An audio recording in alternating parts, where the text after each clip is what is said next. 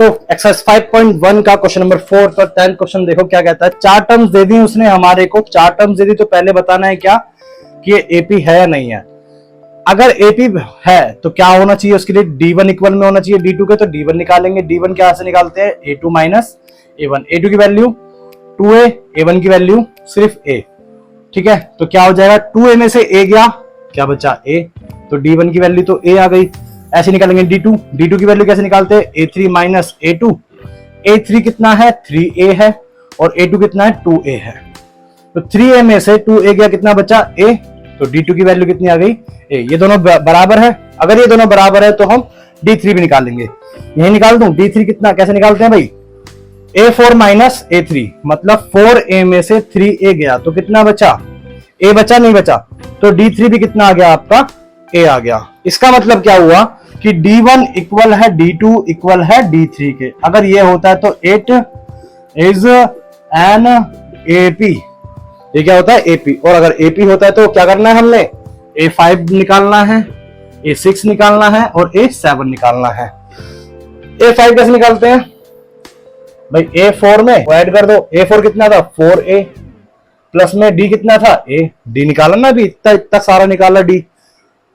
4A में A को add कर दो तो क्या आ गया 5A, A5 की वैल्यू आ गई आपकी 5A। ऐसी A6 निकालो, 6 निकालना है तो 5 में D को प्लस कर दो, 6 निकालना है तो 5 में P, अरे वाह यार ये तो अच्छा बन गया। 6 निकालना है तो 5 में D को प्लस कर दिया।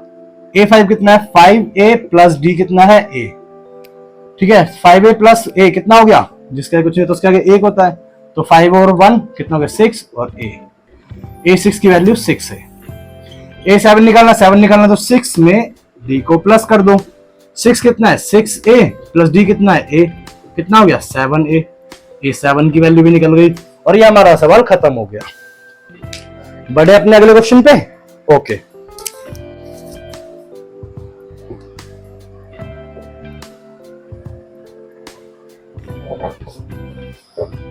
अब अगले क्वेश्चन में देखो, क्वेश्चन नंबर 11 में चार टर्म्स दे दी, A1 A2 A3 A4। D1 निकालेंगे कैसे, A2 माइनस A1 करके।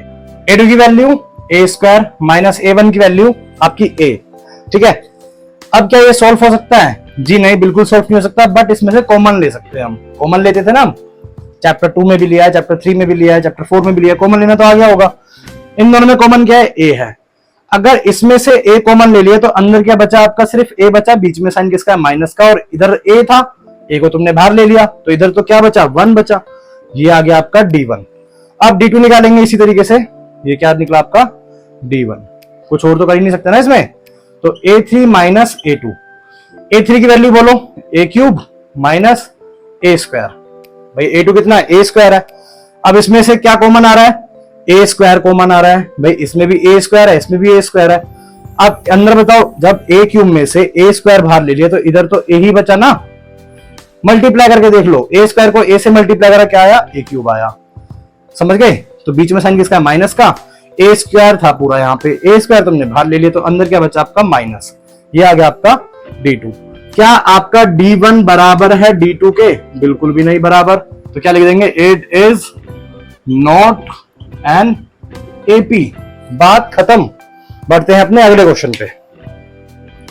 ठीक है ना, समझ में आया। देखो यहाँ पे दोबारा बता दूं, कॉमन लिया है इस बार, क्योंकि A स्क्वायर ये स्क्वायर वाली टर्म है और ये नॉन स्क्वायर वाली टर्म है। यहाँ पे पावर कितनी है 1, यहाँ पे पावर कितनी है 2, तो ये सॉल्व नहीं हो सकते। अगर यहाँ पे स्क्वायर होता तो सॉल्व हो जाते, इसलिए मैंने क्या करा कॉमन ले लिया। यहाँ पे कॉमन ले लिया तो ये D1 मेरा D2 के बराबर नहीं आया, इसलिए क्या होगा D1 is equal not D2 and it is not an AP। और यहां पे अगला सवाल चालू। क्वेश्चन नंबर 12 देखो, उसने बोला √2 फर्स्ट टर्म है, √8 √18 और √32 एंड सो ऑन। ठीक है, सबसे पहले क्या करो, इनके रूट को सोल्व कर लो। रूट सोल्व करना तो आता ही होगा, नहीं आता तो वो भी बता देंगे भाई। 8 का एलसीएम ले लो, 4 2 जा 8 और 2 2 जा 4 और 2 1 जा 2। जिनकी पेयरिंग हो जाती है उनको बाहर लिख लो, जिसकी पेयरिंग नहीं होती उसको रूट के अंदर वापस फेंक दो।